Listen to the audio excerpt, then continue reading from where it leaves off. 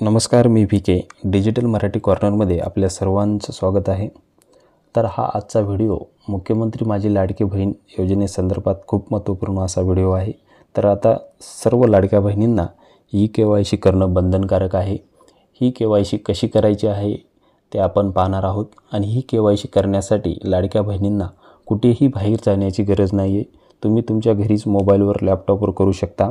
त्यासाठी हा पूर्ण व्हिडिओ व्यवस्थित पहा व चॅनलवर पहिल्यांदाच आला असाल तर चॅनलला सबस्क्राईब करायला विसरू नका, कारण असेच महत्त्वपूर्ण व्हिडिओ तुम्हाला भेटत राहणार आहेत। चला तर व्हिडिओ सुरू करूयात। तर लाडक्या बहिणींनो, तुम्ही या ठिकाणी पाहू शकता, मुख्यमंत्री माझी लाडकी बहीण या योजनेअंतर्गत पात्र लाभार्थी महिलांची पडताळणी आणि प्रमाणीकरण करण्यासाठी KYC माध्यमातून आधार ऑथेंटिकेशन करण्यास मान्यता देण्याबाबत दिनांक 18 सप्टेंबर 2025 रोजी म्हणजे कालच हा GR प्रसारित करण्यात आलेला आहे। तर याच्यात काय महत्त्वपूर्ण माहिती सांगितलेली आहे ते आज आपण पाहणार आहोत। तर आपण थोडक्यात या ठिकाणी प्रस्तावना पाहू। राज्यातील महिलांच्या आर्थिक स्वातंत्र्यासाठी आणि त्यांच्या आरोग्य आणि पोषणात सुधारणा करण्यासाठी आणि कुटुंबातील त्यांची निर्णायक भूमिका मजबूत करण्यासाठी महाराष्ट्र राज्यात मुख्यमंत्री माझी लाडकी बहीण योजनेची प्रभावी अंमलबजावणी करण्यात येत आहे। सदर योजनेअंतर्गत पात्र लाभार्थी महिलेला थेट लाभ हस्तांतरित डायरेक्ट DBT मार्फत ट्रान्सफर आर्थिक लाभाची रक्कम जमा करण्यात येत आहे। मुख्यमंत्री माझी लाडकी बहीण या योजनेसंदर्भात आधार आर्थिक आणि इतर अनुदाने लाभ आणि सेवांचे लक्षित वितरण अधिनियम 2016च्या कलम 7 मधील तरतुदीच्या अनुषंगाने दिनांक 1/8/2024 शासन अधिसूचना अधिसूचित केली आहे। तर या ठिकाणी तुम्ही पूर्ण माहिती लक्ष देऊन ऐका।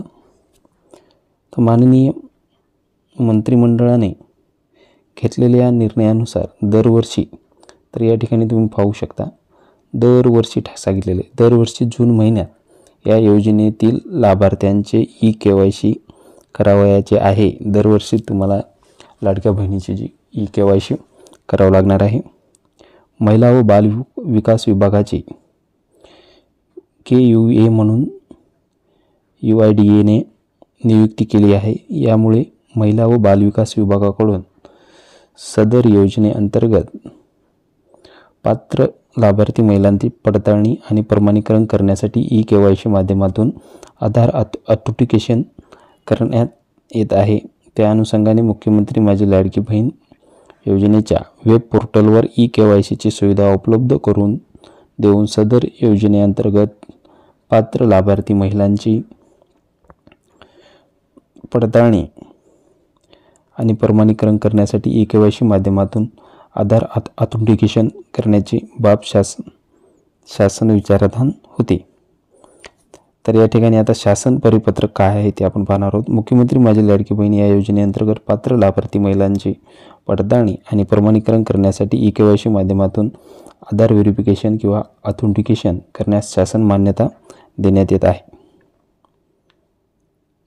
तर या ठिकाणी दुसरा पॉईंट, मुख्यमंत्री माझी लाडकी बहीण या योजनेच्या ladkibaheen.maharashtra.gov.in या वेब पोर्टलवर सदरची KYCची सुविधा उपलब्ध करून देण्यात आलेली आहे। त्या अनुषंगाने या वेब पोर्टलवर लाभार्थ्यांना प्रत्यक्षात KYC बाब करावयाची कार्यवाही माहितीचा परिशिष्ट मध्ये देण्यात आला आहे। तर या ठिकाणी लाडक्या बहिणींनो, तुम्हाला ही KYC तुम्हाला स्वतः तुमच्या मोबाईलवर पण करता येते। कोणत्याही दुकानावर जाऊन तुम्हाला कुठेही पैसे देण्याची गरज नाही। ती KYC कशी करायची आपण पुढे पाहणारच आहोत। त्यानुसार सदर योजनेअंतर्गत पात्र लाभार्थी महिलांची पडताळणी आणि प्रमाणीकरण चालू आर्थिक वर्षात या परिपत्रकाच्या दिनांकापासून 2 महिन्याच्या आत पूर्ण करणे बंधनकारक आहे। ही KYC तुम्हाला 2 महिन्यामध्ये पूर्ण करायची आहे। तसेच या योजनेअंतर्गत दरवर्षी जून महिन्यापासून 2 महिन्याच्या कालावधीत या योजनेतील लाभार्थ्यांची KYC करणे बंधनकारक राहील। तर दरवर्षी ही KYC जून महिन्यामध्ये चालू होणार आहे आणि 2 महिन्यामध्ये करण्यासाठी सांगितलेलं आहे, 2 महिन्याच्या आतमध्ये।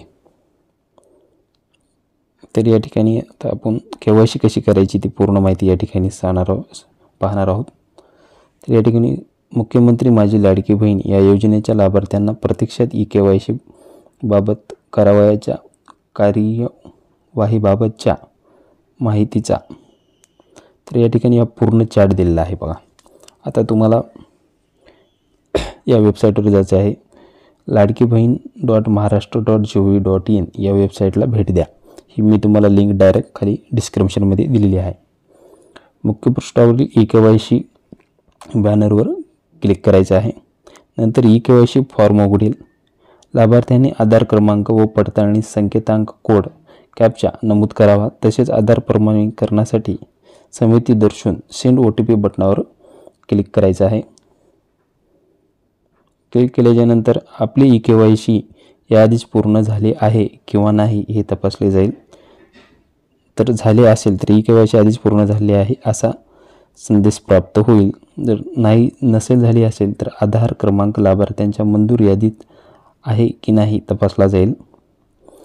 त्यानंतर नसेल तर आधार क्रमांक मुख्यमंत्री माझी लाडकी बहीण योजनेच्या पात्र यादीत नाही असा संदेश येईल। लाभार्थ्याच्या आधार लिंकेड मोबाईलवर प्राप्त झालेला OTP स्क्रीनमध्ये टाकून सबमिट बटनावर क्लिक करायचं आहे। क्लिक केल्यानंतर KYC पृष्ठावर पती वडील यांचा आधार क्रमांक नमूद करून पडताळणी संकेतांक कोड कॅप्चा नमूद करावा। तसेच आधार प्रमाणीकरणासाठी संमती दर्शवून सेंड OTPवर तुम्हाला क्लिक करायचं आहे। नंतर पती वडील यांच्या आधार लिंक्ड मोबाईलवर एक OTP येणार आहे, ते OTP स्क्रीनमध्ये टाकून या ठिकाणी सबमिट करायचं आहे। OTP सबमिट केल्याच्या नंतर यानंतर लाभार्थ्याने जात प्रवर्ग निवडायचा आहे। खालील बाबी निवडायच्या आहेत तुम्हाला। आता माझ्या कुटुंबातील सदस्य नियमित कायम कर्मचारी म्हणून सरकारी विभाग, उपक्रम, मंडळ, भारत सरकार किंवा राज्य सरकारच्या स्थानिक संस्थेमध्ये कार्यरत नाही किंवा सेवानिवृत्तीनंतर निवृत्तीवेतन घेत नाही, अशा प्रकारे तुम्हाला होय नाही वर क्लिक करायचं आहे। माझ्या कुटुंबातील केवळ एक विवाहित आणि एक अविवाहित महिला लाभ घेत आहे, यावर होय किंवा नाही हे तुम्हाला क्लिक करायचं आहे। नंतर चेक बॉक्स क्लिक करून सबमिट बटनावर क्लिक करायचं आहे। सक्सेस, तुमची KYC पडताळणी यशस्वीरित्या पूर्ण झाली आहे असा संदेश येईल। अशा प्रकारे तुमची KYC पूर्ण होणार आहे आणि ही खूप महत्त्वपूर्ण माहिती होती। आपल्या लाडक्या बहिणींना शेअर करायला विसरू नका आणि अशाच महत्त्वपूर्ण व्हिडिओसाठी चॅनलला सबस्क्राईब करायला विसरू नका। धन्यवाद।